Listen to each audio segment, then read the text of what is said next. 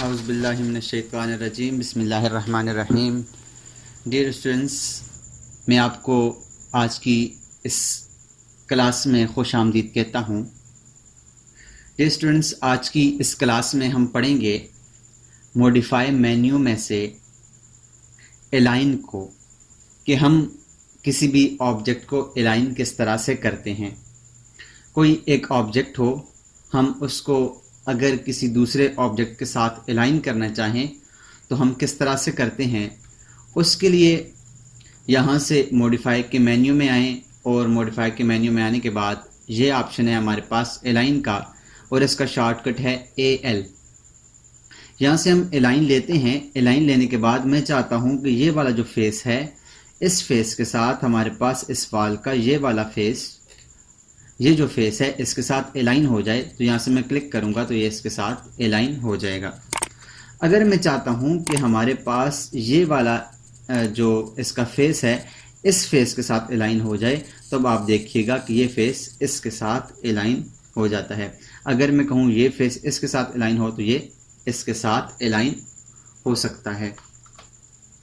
इसके अलावा स्टूडेंट्स, मैं चाहता हूँ हमारे पास ये वाला जो फर्नीचर की डेस्क है ये अलाइन हो जाए इस फेस के साथ, तो ये इस तरह से फिक्स हो जाएगी। तो हमारे पास जिस ऑब्जेक्ट के साथ करना है, अलाइन करना है, उसको पहले सेलेक्ट करें। जैसे मैं चाहता हूँ इसके साथ हो जाए तो मैं पहले इसको सेलेक्ट करूँगा, फिर दूसरे ऑब्जेक्ट को सेलेक्ट करूँगा। अगर मैं चाहता हूँ कि इस ऑब्जेक्ट के साथ ये वाला ऑब्जेक्ट सेलेक्ट अलाइन हो जाए तो मैं क्या करूँगा, यहाँ से पहले इसको सेलेक्ट करूँगा और फिर इसको सेलेक्ट करूँगा, तो वो वहाँ पर जाकर अलाइन हो जाएगा। अगर मैं चाहता हूँ कि हमारे पास इस ऑब्जेक्ट के साथ इस साइड के साथ इस साइड पर हमारे पास ये वाला जो ऑब्जेक्ट है ये अलाइन हो जाए, या इसका ये वाला साइड अलाइन हो जाए, या इसका सेंटर अलाइन हो जाए। अगर सेंटर अलाइन करना चाहते हैं, यहाँ से मैं सेंटर के ऊपर क्लिक करूंगा तो आकर इसके ऊपर सेंटर अलाइन हो जाएगा।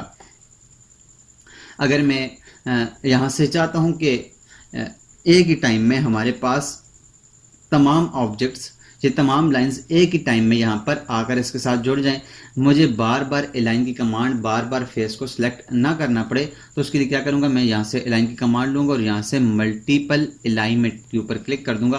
अब इसको सिलेक्ट कर लें, सिलेक्ट करके अब इसके ऊपर क्लिक करते जाएँ तो ये उसके साथ अलाइन होता जाएगा। एक ही टाइम में हमें बार बार एक लाइन को सिलेक्ट करने की ज़रूरत नहीं होगी।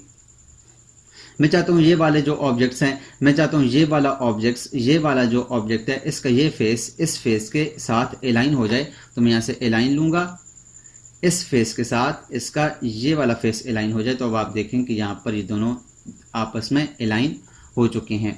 अब मैं चाहता हूँ मेरे पास ये वाला फेस इसके साथ अलाइन हो जाए, तो हम इस तरह से अलाइन कर सकते हैं। अगर मैं चाहता हूँ कि ये वाला फेस इसके साथ अलाइन हो जाए तो इस चारों एक ही अलाइनमेंट में आ गए हैं।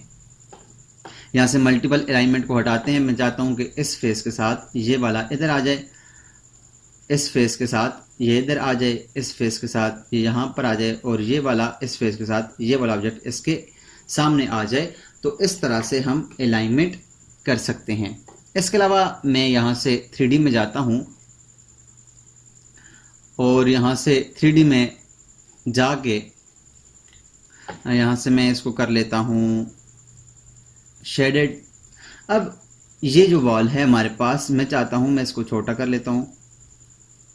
मैं चाहता हूँ कि ये वाला जो वॉल है ये वॉल इस फेस के साथ अलाइन हो जाए, ये वॉल इसके बराबर आ जाए।